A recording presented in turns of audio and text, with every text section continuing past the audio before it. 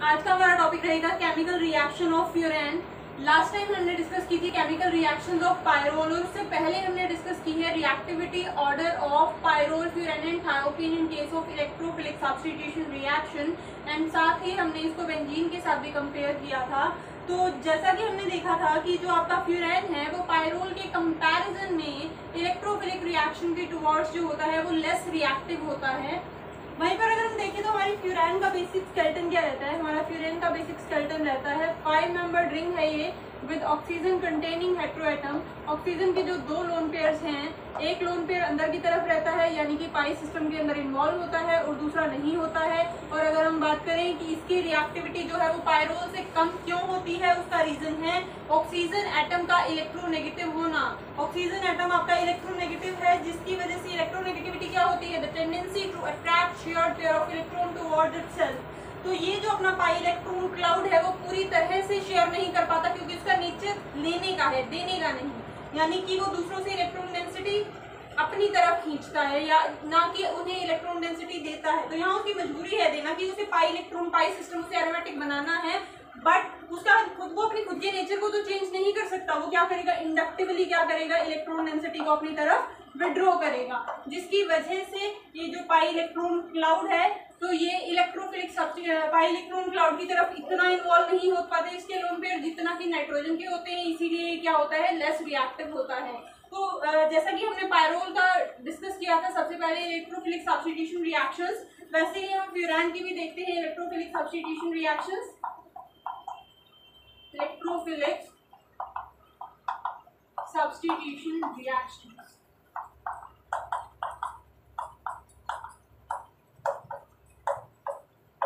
हाँ जी, electrophilic substitution reactions में जैसा कि हमने देखा था कि ये क्या होते हैं, ये जो फ्यूरेन है वो पायरोल के कंपैरिजन में लेस रिएक्टिव है, but in comparison to benzene ये क्या है, हाईली रिएक्टिव है। उसका रीजन क्या है, क्योंकि यहाँ पर जो 6 पाई इलेक्ट्रॉन की डेंसिटी है जो डिस्ट्रीब्यूटेड है वो है 5 एटम्स पर, जिसकी वजह से रिंग पर पाई करंट क्या होता है, ज्यादा, यानी कि इलेक्ट्रॉन डेंसिटी क्या रहती है, ज्यादा, एज सिमिलर टू पायरोल। हमने ये सारी एक्सप्लेनेशन वहां भी दी थी। तो क्या होता है, जिसकी वजह से यहाँ ज्यादा इलेक्ट्रॉन डेंसिटी है तो यहाँ पर जो इलेक्ट्रॉन डेफिशिएंट कंपाउंड होंगे वो इजीली अटैक होंगे, इजीली अटैच होंगे अगर, और इलेक्ट्रोफाइल्स हमारे क्या होते हैं, आपके इलेक्ट्रॉन डेफिशिएंट स्पीसीज ही होती हैं। तो हमें यही देखना है कि इलेक्ट्रोफिलिक सब्स्टिट्यूशन रिएक्शन जो है वो यहाँ पर होती है बेंजीन के कंपैरिजन में ज्यादा इजीली होती हैं। और जैसा कि हमने पायरोल के केस में देखा कि आपके पायरोल के लिए जो आप रिएजेंट यूज करते हो इलेक्ट्रोफिलिक सब्स्टिट्यूशन रिएक्शन कराने के लिए वो स्ट्रॉन्ग की बजाय आप माइल्डर रिएजेंट यूज करते हो। रीजन क्या था कि बेंजीन के केस में वो इलेक्ट्रोफिलिक सब्स्टिट्यूशन स्ट्रॉन्ग रिएजेंट्स के प्रेजेंस में देता है, वहीं पर आपका पायरोल, फ्यूरेन और थायोपीन के केस में हम क्या करते हैं, माइल्डर रिएजेंट की हेल्प से भी हमारी रिएक्शन कराते हैं। तो एक एक करके हम देखते हैं अपनी इलेक्ट्रोफिलिक सब्स्टिट्यूशन रिएक्शन। पहले हम डिस्कस कर लेते हैं नाइट्रेशन एंड सल्फोनेशन।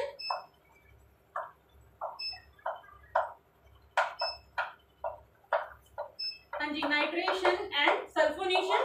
अगर हम बात करें नाइट्रेशन तो आपकी जो फ्यूरेन है उसका जब आप नाइट्रेशन कराते हो तो सबसे पहले तो हमें क्या करना होता है, माइल्डर रिएजेंट यूज करना होता है। चलो ठीक है, हम माइल्डर रिएजेंट यूज करेंगे। बेंजीन के केस में हम क्या करते हैं, कॉन्सेंट्रेटेड HNO3 और H2SO4 की प्रेजेंस में रिएक्शन कराते हैं। वहीं पर जब आप यहाँ पर नाइट्रेशन कराओगे तो यहाँ पर आप माइल्डर रिएजेंट यूज करोगे। माइल्डर रिएजेंट यूज करोगे तो ये तो बात हो गई रिएजेंट की कि रिएजेंट माइल्डर यूज करनी है। पॉइंट ये है कि जो नाइट्रो ग्रुप अटैच होगा यानी कि जो इनकमिंग इलेक्ट्रोफाइल होगा वो आपके फ्यूरेन की कौन सी पोजीशन पर अटैच होगा, तो ये भी हम लास्ट वीडियो में डिस्कस कर चुके हैं कि आपका ओरिएंटेशन जब हमने डिस्कस किया था कि किस पॉइंट पर आपका नाइट्रो ग्रुप इलेक्ट्रोफाइल आकर के अटैच होगा तो वो कौन सी पोजीशन पर होता है, अल्फा पोजीशन पर, यानी कि 2 पोजीशन पर। तो ये हमारी अल्फा पोजीशन है हेटेरो एटम के कंपैरिजन में, और ये बीटा तो कौन सी पोजीशन पर होगा, अल्फा पोजीशन पर, यानी कि हमारा यहाँ पर NO2 ग्रुप अटैच हो जाएगा। तो हमारे पास यहाँ पर किसकी फॉर्मेशन हो जाएगी, हमने फ्यूरेन लिया था उसका जब हम नाइट्रेशन कराएंगे तो हमारे पास 2 नाइट्रो फ्यूरेन की फॉर्मेशन हो जाएगी। और ये जो रिएक्शन हम कराते हैं ये हम कराते हैं एसीटोनाइट्राइल की प्रेजेंस में, CH3COONO2 की की प्रेजेंस में हम ये रिएक्शन कराते हैं तो हमारे पास क्या होता है, 2 नाइट्रोफ्यूरैन की फॉर्मेशन होती है। वहीं पर अगर हम बात करें सल्फोनेशन की, एज सिमिलर टू पायरोल, यहाँ पर भी आप क्या कराते हो, यहाँ पर आप सल्फोनेशन के लिए कॉन्सेंट्रेटेड H2SO4 की जगह क्या यूज करते हो, SO3 in presence of pyridine. Pyridine की प्रेजेंस में आप क्या करते हो, SO3 की प्रेजेंस में सल्फोनेशन कराते हो तो हमारे पास क्या होता है, सल्फ्यूरेशन हो जाती है, सल्फोनेशन होती है। सल्फोनेशन में हमारा जो SO3H ग्रुप है वो कौन सी पोजीशन पर, अल्फा पोजीशन पर अटैच होगा तो हमारे पास SO3H अल्फा पोजीशन पर अटैच हो जाएगा, तो दैट मीन्स हमारे पास 2 सल्फोफ्यूरैन की फॉर्मेशन हो जाएगी। हाँ जी, तो ये था नाइट्रेशन एंड सल्फोनेशन, दोनों ही क्या है आपकी इलेक्ट्रोफिलिक सब्स्टिट्यूशन रिएक्शन। अगर हम बात करें मैकेनिज्म की, मैकेनिज्म को हम लास्ट वीडियो में डिस्कस कर चुके हैं इलेक्ट्रोफिलिक सब्स्टिट्यूशन के मैकेनिज्म को, कि जो मैकेनिज्म होता है वो क्या होता है, 3 स्टेप मैकेनिज्म फॉलो होता है इलेक्ट्रोफिलिक सब्स्टिट्यूशन रिएक्शन में। फर्स्ट स्टेप में आपका इलेक्ट्रोफाइल जनरेट होगा, यानी कि यहाँ पर आपका इलेक्ट्रोफाइल कैसे जनरेट होगा, CH3COO negative and NO2 positive. Similarly यहाँ पर भी आपके पास क्या है, SO3 that means S double bond O double bond O double bond O। ये इलेक्ट्रॉन डेंसिटी यहाँ पर ऑक्सीजन पर नेगेटिव चार्ज और सल्फर पर पॉजिटिव चार्ज सब सिमेट्रिक है, तो किसी भी ऑक्सीजन के पाई बॉन्ड की क्लीवेज हम कर सकते हैं। तो यहाँ से ये इलेक्ट्रोफिलिक सेंटर, यहाँ से ये इलेक्ट्रोफिलिक सेंटर। तो पहला स्टेप हमारा क्या है, जनरेशन ऑफ इलेक्ट्रोफाइल। तो सबसे पहले क्या होगा, जनरेशन ऑफ इलेक्ट्रोफाइल। उसके बाद क्या होता है, अटैक ऑफ इलेक्ट्रोफाइल, यानी कि ये पाई इलेक्ट्रॉन डेंसिटी क्या करेगी, आपके यहाँ पर अटैक करेगी। सिमिलरली आपके इलेक्ट्रोफिलिक सेंटर पर क्या अटैक करेगा, आपकी ये पाई इलेक्ट्रॉन डेंसिटी अटैक करेगी। और लास्ट स्टेप आपका क्या हो जाएगा, उसके बाद जो आपका यहाँ पर बनेगा वो क्या होगा, रेजोनेंस स्टेबलाइज्ड आपका कार्बोकेटाइन बनता है, रेजोनेंस स्टेबलाइज्ड कार्बोकेटाइन बनेगा। फिर उसके बाद हम क्या करेंगे, लास्ट स्टेप हमारा क्या होता है, रिमूवल ऑफ प्रोटॉन। तो लास्ट स्टेप में हमारे पास क्या हो जाएगा, रिमूवल ऑफ प्रोटॉन हो जाएगा। तो ये था आपका नाइट्रेशन एंड सेकंड हमारे पास क्या था, सल्फोनेशन। अगर हम बात करते हैं हेलोजिनेशन ऑफ फ्यूरैन के बारे में, यानी कि अगर आप फ्यूरैन का हेलोजिनेशन कराते हो, इसे कंपेयर करते हैं सबसे पहले तो पायरोल के, कि पायरोल के कंपैरिजन, पायरोल के केस में क्या हुआ था, हमने कहा था कि पायरोल के केस में अगर आप ब्रोमिनेशन या क्लोरीनेशन या आयोडीनेशन कराते हो तो वहां पर क्या होता है, आपके पास टेट्रा हेलोजिनेटेड प्रोडक्ट आपके पास मिलते हैं। अगर आपको मोनो हेलोजिनेशन कराना है तो आपको स्पेसिफिक रिएजेंट्स यूज करने पड़ते हैं, तभी आपका मोनो हेलोजिनेशन होता है। वहीं पर अगर आप बात करो फ्यूरैन की और आप फ्यूरैन का हेलोजिनेशन कराओ तो फ्यूरैन के हेलोजिनेशन से जो आपके पास हेलोजिनेटेड प्रोडक्ट्स फॉर्म होते हैं वो स्टेबल नहीं होते हैं, वो क्या करते हैं, फर्दर पॉलीमराइज कर जाते हैं। क्या करते हैं, फर्दर पॉलीमराइज कर जाते हैं। इसी वजह से जो फ्यूरैन के जो हेलोजिनेटेड प्रोडक्ट्स हैं, यानी कि अगर मैं बात करूं फ्यूरैन हेलोजिनेटेड फ्यूरैन की, यानी कि फ्यूरैन के साथ क्या अटैच हो, आपका हेलोजन अटैच हो, उसकी प्रिपरेशन के लिए, यानी कि 2 हेलो फ्यूरैन के लिए आपको क्या करना पड़ता है, आपको अपना स्टार्टिंग मटेरियल कुछ अलग लेना पड़ता है। यानी कि आप डिफरेंट कंडीशंस में आप इसे प्रिपेयर कर सकते हो, डायरेक्टली फ्यूरैन से नहीं कर सकते, क्योंकि फ्यूरैन से जो आपके पास हेलोजिनेटेड प्रोडक्ट्स आएंगे वो क्या हो जाएंगे, पॉलीमराइज कर जाएंगे। तो इसीलिए आप क्या करते हो, फ्यूरोइक एसिड, फ्यूराइक एसिड का क्या कराते हो आप, फ्यूरोइक एसिड। ये फ्यूरोइक एसिड का आपको क्या कराना होता है, हेलोजिनेशन कराना होता है। जब आप इसकी हेलोजिनेशन कराओगे तो यहाँ पर फ्यूरैन की अल्फा पोजीशन क्या है, ऑक्यूपाइड है ऑलरेडी। तो जब ये अल्फा पोजीशन ऑक्यूपाइड है तो फ्यूरैन के लिए ये भी क्या है, अल्फा पोजीशन है। तो यहाँ पर हमारे पास जो अल्फा पोजीशन पर ब्रोमिनेशन होगी, यानी जिस पोजीशन पर ब्रोमिनेशन होगी वो होगी आपकी, वो भी अल्फा पोजीशन। एक अल्फा पोजीशन पर आपका C डबल बॉन्ड OH यानी COH ग्रुप आपका कार्बोक्सिलिक एसिड, और दूसरी पर आपका क्या है, ब्रोमीन। यानी कि ये हमारे पास बन गया 2 ब्रोमो फ्यूरोइक एसिड। तो हमारे पास 2 ब्रोमो फ्यूरोइक एसिड की फॉर्मेशन हो जाती है, जिससे आप फर्दर कन्वर्ट कर सकते हो 2 ब्रोमो फ्यूरैन में। यानी कि आपके पास यहाँ से 2 ब्रोमो फ्यूरैन की फॉर्मेशन हो जाएगी। जिस भी हेलोजन का से आप हेलोजिनेशन कराओगे, यानी क्लोरीन से कराओगे तो 2 क्लोरो, ब्रोमीन से करा रहे हो तो 2 ब्रोमो, तो हमारे पास 2 ब्रोमो फ्यूरैन की फॉर्मेशन हो जाती है। किस तरह से आप क्या करा दो, यहाँ से डीकार्बोक्सिलेशन करा दो, यानी आप फ्यूरोइक एसिड लोगे, फ्यूरोइक एसिड का क्या कराओगे, हेलोजिनेशन कराओगे। फ्यूरोइक एसिड के हेलोजिनेशन के बाद जो आपके पास 2 हेलो फ्यूरोइक एसिड की फॉर्मेशन होगी, वहां से आप डीकार्बोक्सिलेशन कराओगे यानी हीट करा दोगे इन द प्रेजेंस ऑफ फिनेलिन, यानी कि आपका CO2 का रिमूवल हो जाएगा यहाँ से और आपके पास किसकी फॉर्मेशन हो जाएगी, 2 हेलोफ्यूरैन या फिर 2 ब्रोमोफ्यूरैन की फॉर्मेशन हो जाएगी। तो ये था आपका हेलोजिनेशन ऑफ फ्यूरैन। तो ये आपका डायरेक्टली प्रिपेयर नहीं किया जा सकता, इसे हम क्या करते हैं, इनडायरेक्टली प्रिपेयर करते हैं प्रोफ्यूरोइक एसिड। तो इलेक्ट्रोफिलिक सब्स्टिट्यूशन रिएक्शन में हम नाइट्रेशन की, हमने सल्फोनेशन की, उसके बाद हेलोजिनेशन। अब आगे देखते हैं इलेक्ट्रोफिलिक सब्स्टिट्यूशन रिएक्शन को ही। नेक्स्ट है हमारे पास फ्रीडल क्राफ्ट एसाइलेशन। हम इलेक्ट्रोफिलिक सब्स्टिट्यूशन रिएक्शन की बात कर रहे हैं। नेक्स्ट है हमारे पास फ्रीडल क्राफ्ट एसाइलेशन। तो अगर आप फ्यूरैन का फ्रीडल क्राफ्ट एसाइलेशन कराते हो, फ्यूरैन है हमारे पास, फ्यूरैन का कराते हैं हम फ्रीडल क्राफ्ट एसाइलेशन। और एसाइलेशन कराया जाता है या तो एसिटिक एनहाइड्राइड की प्रेजेंस में CH3COO या फिर आप यूज कर सकते हो एसिटाइल क्लोराइड यानी कि CH3COCl एसिटाइल क्लोराइड या एसिटिक एनहाइड्राइड की प्रेजेंस में हम कराते हैं। हमारे पास प्रोडक्ट क्या फॉर्म होता है, हमारे पास प्रोडक्ट फॉर्म होता है यानी कि यहाँ पर आपका जो इलेक्ट्रोफाइल है, जो आपका एसाइल ग्रुप है, वो फ्यूरैन की अल्फा पोजीशन पर अटैच हो जाएगा। तो यहाँ से हमारे पास आ जाएगा COCH3 यानी कि यहाँ से हमारे पास बन जाएगा 2 एसाइल फ्यूरैन। तो हमारे पास यहाँ से 2 एसाइल फ्यूरैन की फॉर्मेशन हो जाएगी।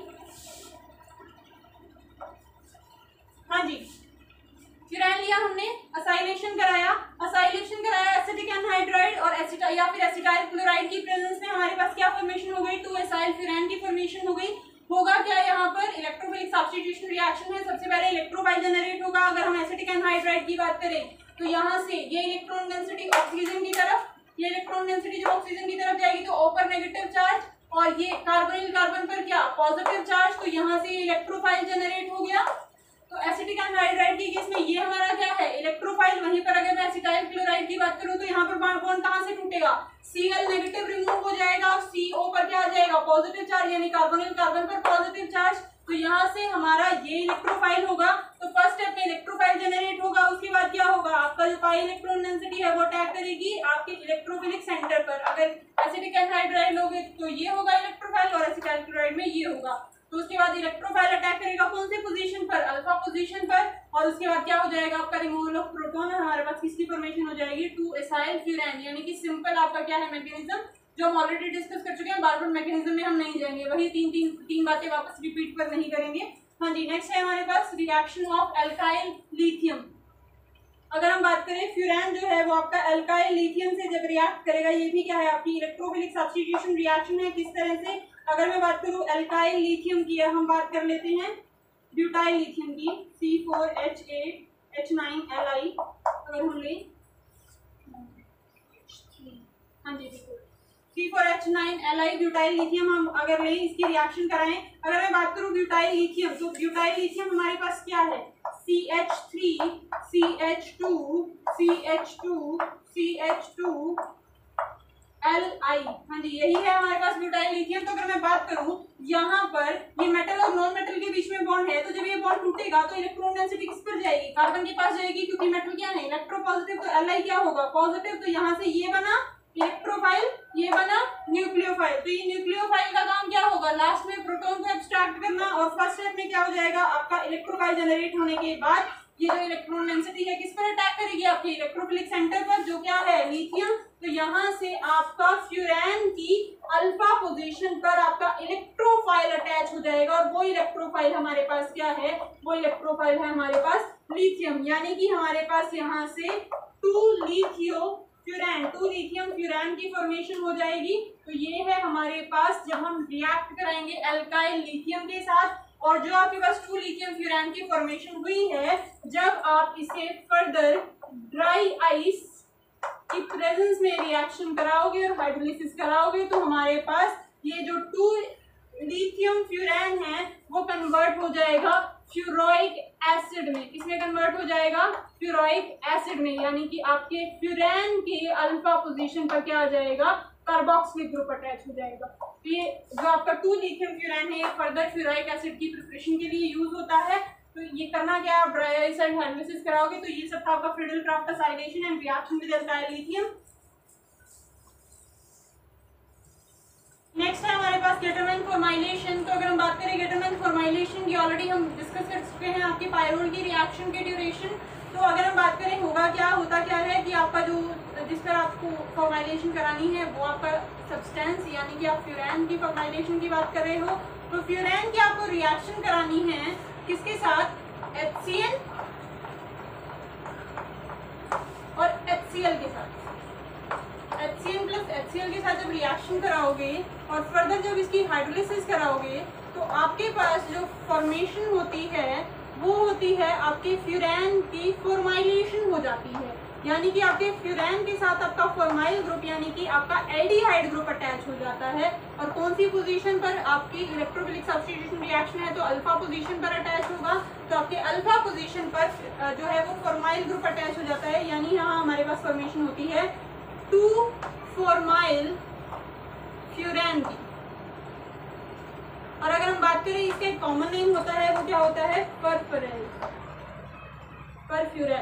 परफ्यूरैल की फॉर्मेशन होगी हमारे पास। परफ्यूरैल के नाम से जाना जाता है आपके सब्सटेंस को, आपकी सबयानिक कंपाउंड को। तो होगा क्या, ये जो आपकी गेटरमैन फॉर्माइलेशन होती है इसमें आप हाइड्रोजन साइनाइड और हाइड्रोजन क्लोराइड की प्रेजेंस में रिएक्शन कराते हो। इलेक्ट्रोफिलिक सब्स्टिट्यूशन रिएक्शन है आपकी किस तरह से, हाँ जी, HCl क्या है आपका, एसिड है, ये क्या करेगा, और यहाँ पर नाइट्रोजन के पास क्या है, लोन पेयर। तो ये प्रोटोन एब्स्ट्रैक्ट कर लेगा कौन, ये नाइट्रोजन, यानी कि हमारे पास फॉर्मेशन हो जाएगी HC≡NH। नाइट्रोजन पर क्या आ जाएगा, पॉजिटिव चार्ज। नाइट्रोजन ने अपने लोन पेयर दे दिए हैं तो इस पर क्या आ जाएगा, पॉजिटिव चार्ज। यहाँ से हमारे पास क्या रिमूव हो जाएगा, Cl नेगेटिव रिमूव हो जाएगा। तो ये जो नेगेटिव चार्ज है ये कैसे जाएगा, सॉरी ये पॉजिटिव चार्ज यहाँ पर, यानी इलेक्ट्रॉन डेफिशिएंसी क्रिएट हो गई। तो ये पाई इलेक्ट्रॉन क्लाउड कहाँ आ जाएगा, इस नाइट्रोजन पर। तो ये वाला पाई, ये जो ट्रिपल बॉन्ड है यहाँ से पाई इलेक्ट्रॉन क्लाउड ट्रांसफर हुआ है किस पर, नाइट्रोजन पर, यानी कि नाइट्रोजन वापस से क्या बन गया है, लोन पेयर आ गया है उसके पास और उसका पॉजिटिव चार्ज चला गया है। और कार्बन अब क्या हो गया है, इलेक्ट्रॉन डेफिशिएंट सेंटर हो गया है, यानी कार्बन पर आ गया है पॉजिटिव चार्ज। यहाँ पर नाइट्रोजन पर पॉजिटिव चार्ज और अगर मैं इसकी रेजोनेटिंग स्ट्रक्चर की बात करूं तो यहाँ पर कार्बन पर पॉजिटिव चार्ज है। दोनों में से कौन सी स्ट्रक्चर स्टेबलाइज है, जहां पर लेस इलेक्ट्रोनेगेटिव एटम पर क्या है, पॉजिटिव चार्ज, और वो कहाँ है, यहाँ पर। तो ये हमारा क्या है, इलेक्ट्रोफाइल जनरेट हुआ है। और ये हमारा इलेक्ट्रोफिलिक सेंटर जिस पर आपकी पाई इलेक्ट्रॉन डेंसिटी अटैक करेगी और उसके बाद फर्दर हाइड्रोलिसिस के बाद हमारे पास किसकी फॉर्मेशन हो जाएगी, परफ्यूरैल की फॉर्मेशन हो जाएगी। तो जो आपके पास यहाँ पर प्रोडक्ट फॉर्मेशन होती है परफ्यूरैल की, वो आपका बिहेव करता है एज बेंजल्डिहाइड, यानी कि जिस तरह से बेंजीन का डेरिवेटिव बेंजल्डिहाइड, उसी तरह से आपका यहाँ पर फ्यूरैन का डेरिवेटिव क्या है, आपका परफ्यूरल है। और जो जिस तरह की रिएक्शन, यानी कि जो नेम रिएक्शन, जो स्पेसिफिक रिएक्शन आपका बेंजल्डिहाइड देता है, वही रिएक्शन आपका क्या भी देता है, परफ्यूरल भी देता है। यानी कि ये फर्दर क्या करेगा, ये आपकी बेंजोइन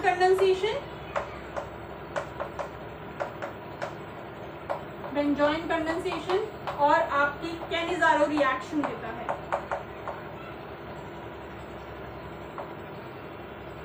ये क्या देगा आगे फर्दर, आपकी बेंजोइन कंडेंसेशन और कैनिजारो रिएक्शन देता है। क्या आपका जो ये कंपाउंड है, जो फॉर्माइलेशन से हमारे पास परफ्यूरैल की फॉर्मेशन होती है, ये आपकी बेंजल्डिहाइड वाली रिएक्शन शो करता है। जैसे कि बेंजल्डिहाइड करता है benzoin condensation and Cannizzaro, similarly क्या करता है, परफ्यूरल भी सिमिलर रिएक्शन शो करता है। जी नेक्स्ट है हमारे पास मर्क्यूरेशन। इलेक्ट्रोफिलिक सब्स्टिट्यूशन रिएक्शन में क्या होता है, जो आपका फ्यूरैन है वो आपका मर्क्यूरेशन शो करता है, यानी कि जब आप फ्यूरैन को मर्क्यूरिक एसिड की प्रेजेंस में, सॉरी मर्क्यूरस क्लोराइड की प्रेजेंस में जब रिएक्शन कराते हो in presence of sodium acetate, तो ये इलेक्ट्रोफिलिक सब्स्टिट्यूशन रिएक्शन है। HgCl2 in the presence of CH3COONA जब आप रिएक्शन कराते हो तो हमारे पास किसकी फॉर्मेशन होती है, हमारे पास अल्फा पोजीशन पर आपका मर्क्यूरस क्लोराइड अटैच हो जाता है, यानी कि HgCl अटैच हो जाता है यहाँ पर। और जो ये HgCl फॉर्म होता है ये एक इंटरमीडिएट की तरह बिहेव करता है, यानी इससे फर्दर रिएक्शन की जा सकती हैं। कौन कौन सी रिएक्शन की जा सकती हैं, आपकी हेलोजिनेशन की जा सकती है, और आपकी एसिटाइल क्लोराइड से रिएक्ट करा के एसाइल ग्रुप भी अटैच किया जा सकता है।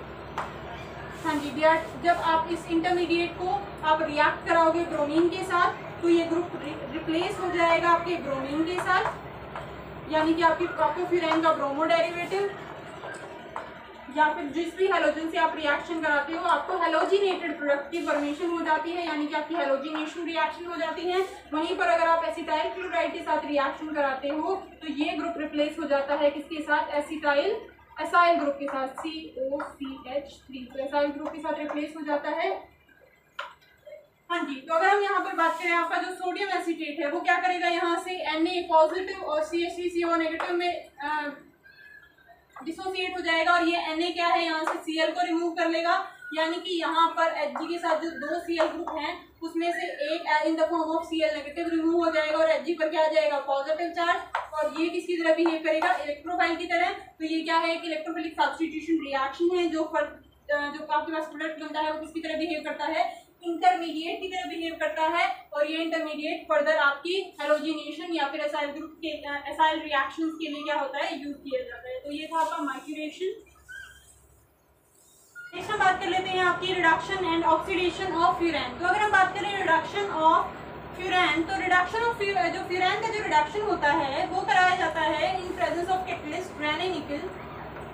रेनिनिकल की प्रेजेंस में जब हाइड्रोजनेशन कराई जाती है आपके फ्यूरैन की, तो आपके पास आपको टोटली हाइड्रोजनेटेड यानी कि आपके पास टेट्रा हाइड्रोफ्यूरैन की फॉर्मेशन होती है।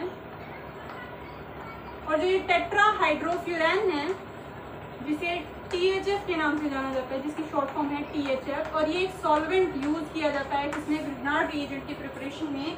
तो ये क्या होता है, आपके फ्यूरैन की जब आप टोटली हाइड्रोजनेटेड कर देते हो और किसकी प्रेजेंस में होता है, रेनिनिकल की प्रेजेंस में होती है हाइड्रोजनेशन, और आपकी टेट्राहाइड्रोफ्यूरैन की फॉर्मेशन हो जाती है। वहीं पर अगर हम बात करें ऑक्सीडेशन की, तो जो आपका फ्यूरैन का ऑक्सीडेशन है वो एक 2+4 एडिशन रिएक्शन की तरह होता है। किस तरह से, अगर मैं देखूँ, मैं सिर्फ इस सिस्टम की बात करूँ, सिर्फ अपने पाई सिस्टम की, क्योंकि हमें पता है कि यहाँ पर जो ऑक्सीजन के जो लोन पेयर ऑफ इलेक्ट्रॉन्स हैं वो इतना फुली कॉन्ट्रीब्यूटेड नहीं होते क्योंकि ऑक्सीजन की इलेक्ट्रोनेगेटिविटी की वजह से, इसीलिए ये किसकी तरह बिहेव करता है, 4 पाई सिस्टम की तरह भी बिहेव करता है। यानी ये 6 पाई सिस्टम वाली रिएक्शन तो देता है, एरोमेटिक रिंग वाली रिएक्शन जो हमने अभी देखा, इलेक्ट्रोफिलिक रिएक्शन सारी किसकी थी, आपकी इसकी एरोमेटिक कैरेक्टर की वजह से थी, बट साथ ही क्या करता है, एडिशन रिएक्शन भी देता है 4 पाई सिस्टम वाली। तो अगर मैं सिर्फ इसके 4 पाई सिस्टम की बात करूँ तो ये है इसका 4 पाई सिस्टम। और वहीं पर अगर मैं बात करूँ ऑक्सीजन की, तो ऑक्सीजन हमारे पास क्या है, O डबल बॉन्ड O, यही होता है हमारे पास ऑक्सीजन। तो ये 4+2 यानी 4 pi bond 4 pi electron plus 2 pi electron, जिसे हम क्या बोलते हैं, डायल्ज़ेडर रिएक्शन। एक एडिशन रिएक्शन है, किस तरह से होती है, pi electron, simple pi electron का ट्रांसफर है। किस तरह से, ये पाई इलेक्ट्रॉन कहाँ जाएंगे, इलेक्ट्रोनेगेटिव ऑक्सीजन पर, ये वाले पाई इलेक्ट्रॉन्स यहाँ कार्बन और ऑक्सीजन के बीच में बॉन्ड फॉर्म करेंगे, और ये वाले पाई इलेक्ट्रॉन्स यहाँ फर्दर, यानी कि आपको एक साइकिल में चलना है, ये इलेक्ट्रॉन्स यहाँ, ये इलेक्ट्रॉन्स यहाँ और ये इलेक्ट्रॉन्स यहाँ। तो अगर मैं बात करूँ तो यहाँ पर क्या हुआ है, यहाँ पर एक डबल बॉन्ड की फॉर्मेशन हुई है, यहाँ से एक डबल बॉन्ड टूटा है, यहाँ पर एक सिंगल बॉन्ड की फॉर्मेशन हुई है, यहाँ पर एक डबल बॉन्ड टूटा है, यहाँ पर एक नए बॉन्ड की फॉर्मेशन हुई है, और ऑक्सीजन का भी एक बॉन्ड टूटा है। तो ये फॉर्मेशन होती है हमारे पास, यानी कि एक 6 मेंबर्ड रिंग की फॉर्मेशन हो जाती है। अगर मैं बात करूँ यहाँ पर तो 1 2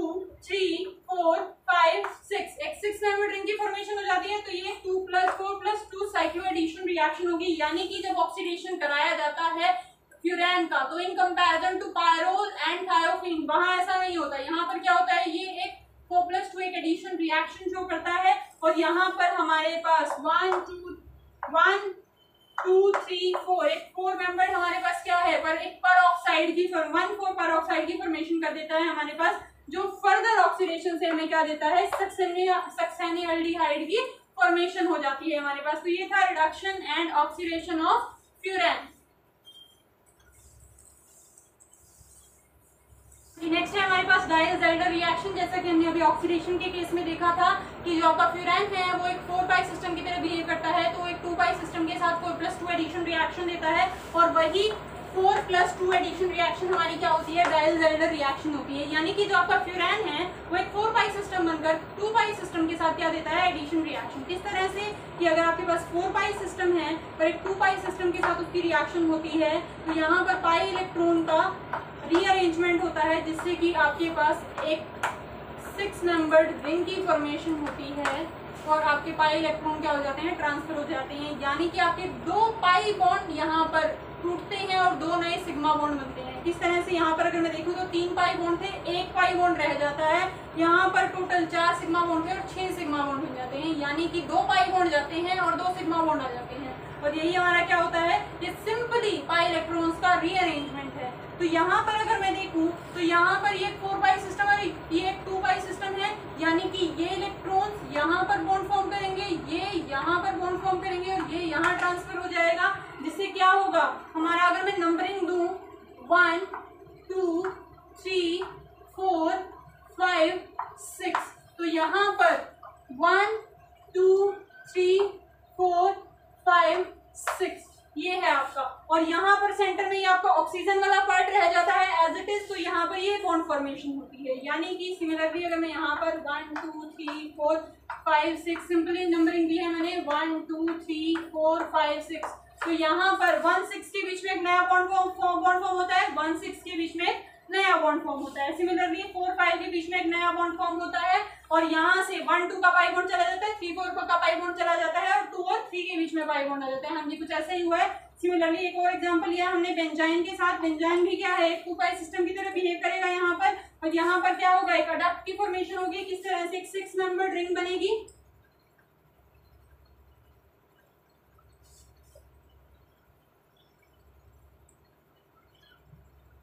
हाँ जी, कुछ इस तरह से फॉर्मेशन होगी हमारे पास और यहाँ पर क्या आ जाएगा, आपका ऑक्सीजन आ जाएगा। हाँ जी, ये फॉर्मेशन होगी किस तरह से, अगर मैं नंबरिंग दूं 1 2 3 4 5 6 तो ये हमारे पास क्या आ जाएगा 1 2 3 4 5 एंड 6। तो ये क्या है, आपकी डायल-जेड रिएक्शन है, यानी कि 2+4 एडिशन रिएक्शन है जिसमें कि आपकी एक 6 मेंबर्ड रिंग की फॉर्मेशन होती है। तो ये था आपका डायल-जेड रिएक्शन के बारे में। वहीं पर अगर मैं बात करूं आपके फ्यूरैन के नेचर के बारे में, यानी कि उसके बेसिक नेचर के बारे में अगर मैं बात करूं तो यहाँ पर फ्यूरैन आपके पास क्या है, ये है हमारे पास फ्यूरैन।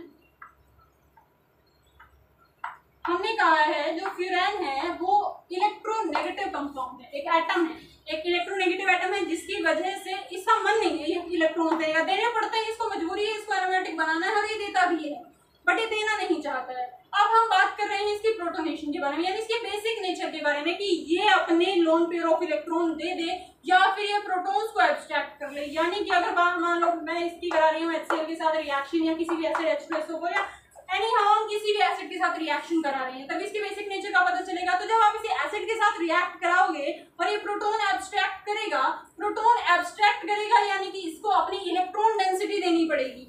बेसिक नेचर वही है, यानी ये बेसिक तभी बनेगा जब अपनी लोन पेयर डोनेट करेगा। तो अगर ये अपने लोन पेयर डोनेट कर देगा, नेचर कैसा है, इलेक्ट्रोनेगेटिव, तो जब ये अपने लोन पेयर डोनेट कर देगा यानी कि ये कुछ ऐसा कर लेगा, यानी कि OH पॉजिटिव बना लेंगे किसी तरह से। अगर ये ऐसा कर लेता है तो ये इस रिंग को डिस्टेबलाइज कर देगा। क्यों? क्योंकि एक तो ये पहले नहीं देना चाहता, ऊपर से इसके ये जितनी इलेक्ट्रॉन डेंसिटी थी उसमें से कुछ तो इसने रिंग में दे ही रखी है, वापस दूसरी हम किसको दे रहे हैं, हाइड्रोजन के साथ शेयर करा रहे हैं इसकी इलेक्ट्रॉन डेंसिटी। जब इलेक्ट्रॉन डेंसिटी तुम हाइड्रोजन के साथ शेयर कराओगे तो इसके पास इलेक्ट्रॉन डेंसिटी पहले से भी कम हो जाएगी, यानी ये पहले से ज्यादा इलेक्ट्रोनेगेटिव हो जाएगा, जिसकी वजह से ये रिंग को ही डिस्टेबलाइज कर देगा। इसीलिए जो ये प्रोटॉन है ये आपके ऑक्सीजन पर एब्स्ट्रैक्ट होने की बजाय कहाँ होता है, आपकी रिंग पर एब्स्ट्रैक्ट होता है। तो इसका इतना अच्छा कुछ खास बेसिक नेचर होता नहीं है। इनफैक्ट ऑक्सीजन पर तो आपके जो प्रोटॉन है वो एब्स्ट्रैक्ट नहीं होते, वो कहाँ होते हैं, रिंग कार्बन पर होते हैं, और रिंग कार्बन पर एब्स्ट्रैक्ट होने के बाद ये रेजोनेंस स्टेबलाइज होती है। तो कुछ ना कुछ हद तक आपकी जो रिंग है वो बेसिक नेचर की होती है, बट ऑक्सीजन की वजह से वो बेसिसिटी नहीं है। तो ये सब था आपका फ्यूरैन के केमिकल रिएक्शंस के बारे में, कुछ एक पॉइंट्स हमने डिस्कस किए हैं। तो आज के लिए इतना ही। Thank you class.